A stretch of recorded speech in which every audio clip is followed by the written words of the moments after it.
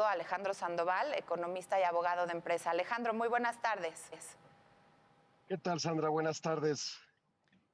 Buenas tardes, gracias por tu tiempo en el Financiero Bloomberg. Queremos conocer tu opinión. ¿Coincides en que han sido insuficientes estas acciones que ha tomado el gobierno y específicamente el PASIC? Mira, en principio tenemos que reconocer que la política monetaria y en particular el tema de inflación responden por facultad constitucional al Banco de México tratarla. El que el gobierno federal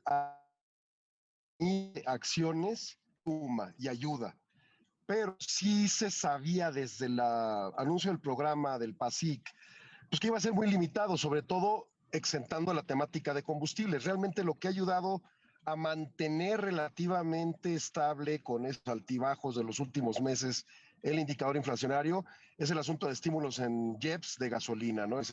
Realmente el tema de granos, fertilizantes, algunos aspectos vinculados al asunto de tratamiento de comercio exterior con exenciones fiscales, etcétera, eso ha tenido muy limitados efectos. Y es que el tema en el fondo, tenemos tres grandes elementos que construyen la estructura de precios actual.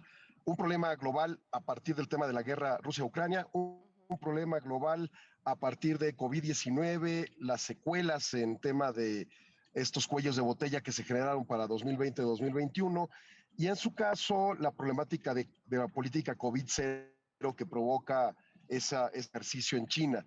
Todo eso a nivel global trae efectos que, pues importamos la inflación en cierta manera. En la parte culpa, tenemos políticas públicas que al parecer han sido inductoras de presiones inflacionarias. Y entonces, entre esos tres elementos, o sea, ya analizándolos después, pues básicamente podemos señalar que ahí es el origen y ninguno de los actos del gobierno o del Banco de México han ido atrás de ello. En el Banco de México sí, en función de su única manera, herramienta fundamental con tasa de interés. Pero pues el tema del gobierno es meramente lo que puede hacer los estímulos de gasolina, ¿no? Y no tiene más oportunidad. Por lo tanto, realmente es poco asertivo señalar si es funcional o no su política contra inflación, porque al final del día tiene muy pocas oportunidades de tener efectos funcionales, ¿no?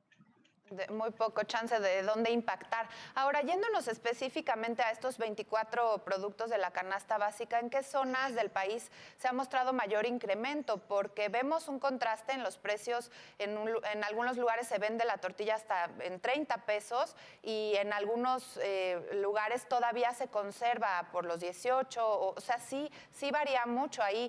Tal vez sería ver el impacto de las grandes cadenas contra las tortillerías. No sé a qué se debe. ¿Tú qué opinas, Alejandro? Mira, no solo es el ánimo de una empresa de cobrar a X pesos el kilo o la tonelada de harina.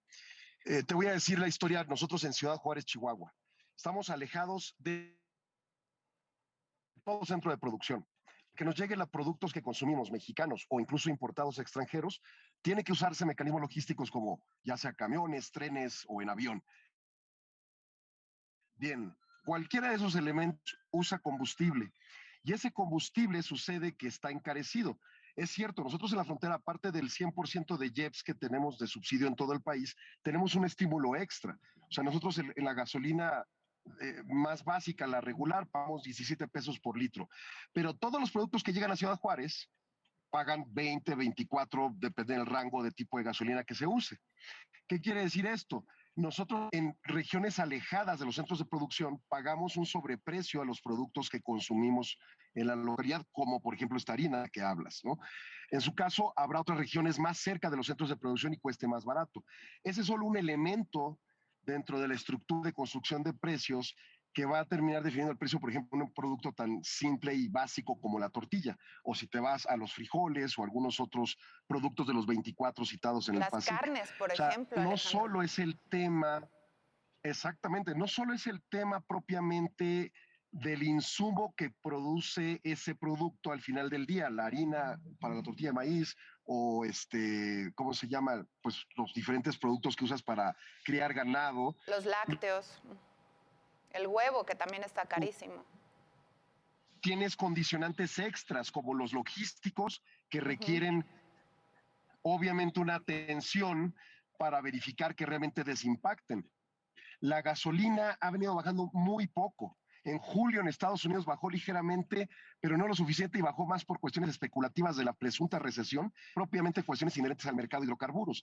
Entonces, si no bajamos esos productos o esos insumos, llamémosle a gasolina, por ejemplo, o diésel, difícilmente van a bajar los demás productos en su estructuración de precios, ¿no? Claro que sí.